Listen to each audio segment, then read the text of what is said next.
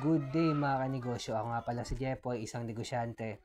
Isa rin akong DJ. Kung kailangan nyo pala ng DJ sa club, sa bar, sa event, email nyo lang ako or message lang kayo or comment ka lang. Hindi ako vlogger, hindi ako influencer, isa po akong content creator. At bilang negosyante, meron akong 10 taon na karanasan na pagkalugi sa pagninegosyo. Tunay na negosyo lang, hindi networking Sari-sari store, bilyaran, barbecuehan, bilyaran, rental. Hanggang ngayon, nagninegosyo pa rin. Focus in one, mga kanegosyo. Leche plan. Leche plan lang yung tinda. Wala kayong nakitang shawarma, wala kang nakitang french fries, hamburger. Wala kang nakitang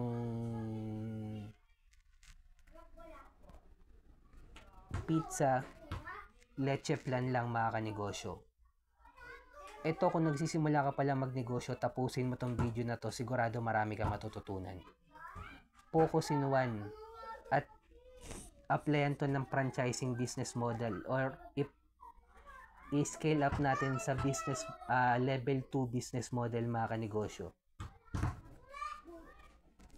Sila nagpo-focus in one, mga kanegosyo. Bakit ikaw hindi? Maraming advantage kung ang produkto mo isa lang.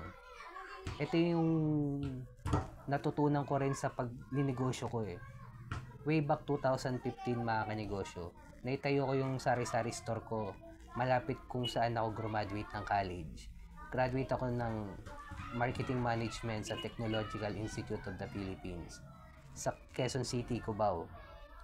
Doon din ako nagbo-boarding house malapit kasi taga Cavite ako, mga kanegosyo. At after ko graduate, mga kanegosyo, hindi na rin ako umalis kasi ng boarding house ko kasi accessible sa biyahe. Years din ako nag-work as a sales, pero gusto ko talaga magnegosyo. So nag-resign ako. Hindi masama ang nagtatrabaho, marangal po yan. Ako gusto ko lang talaga magnegosyo. Bakit sari-sari store? Hindi ako marunong magluto, madali buksan, pambansang negosyo, yung tipong nagsari-sari store ka ngayon, may katabi ka ng sari-sari store bukas. Yun nga ang natutunan ko sa sari-sari store. Walang focus in one, ang sari-sari store hindi natin mapapa-franchise yan. Habang buhay yan nasa level 1, mga kanegosyo. Ito, mga kanegosyo, leche plan lang. Naka-focus lang sa isa. Sobrang daming advantage, mga kanegosyo. Una, marketing. Halimbawa, yung tarpaulin mo, puro tungkol lang sa leche plan. Hindi ka hirap i-identify ng customer mo kung ano ba yung binibenta mo. Mas pag gusto nilang kumain ng leche plan, isang beses, isang linggo, ikaw maaalala nila. Ang puro ipopost mo lang sa social media, puro leche plan. Pwede mo pang i-scale up sa level 2 yan, mga kanegosyo. Pwede mo pang apply ng franchising yan. Gawa ka lang ng small kiosk, tas leche plan, brandingan mo lang ng pangalan mo.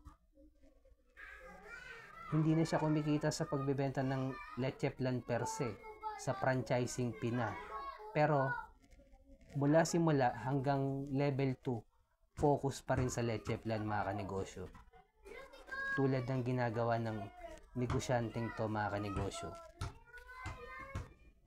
Kaya kung nagsisimula ka pala magnegosyo, focus in one, hanapin ang community ng mayaman, is scale up sa level 2 business model, applyan ng franchising, distribution, manpower, software, licensing.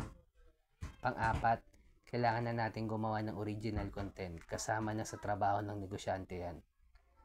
At kung umabot ka sa dulo na video na to, subscribe mo naman ako, heart mo na rin tong video ko. Comment ka lang kung nakakain ka. Sabihin mo lang leche plan kung nakakain ka na ng leche plan. Bilang negosyante, kung dumadanas tayo ng pagsubok or struggle, huwag natin kalimutan mag-pray. Kahit anong religion natin, ingat tayong lahat. Peace.